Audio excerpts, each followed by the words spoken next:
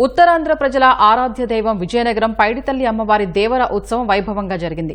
ఉత్సవంలో భాగంగా అమ్మవారి పుట్టినిల్లు అయిన వనంగుడిలో అమ్మవారి ప్రతిమకు చక్రస్నానం చేయించారు. అనంతరం పట్టు వస్త్రాలు, ఆభరణాలు, పుష్పాలతో అలంకరించి పల్లకిపై ప్రతిష్ఠించారు. గంట స్తంభం, ఎంజీ మార్కెట్ మీదుగా హుకుంపేట వరకు పల్లకిపై అమ్మవారిని ఊరేగించారు. ఊరేగింపులో చిన్నారుల కోలాటం, తప్పెటగుళ్లు, వివిధ కళారూపాలు, వేషధారణలు అలరించాయి.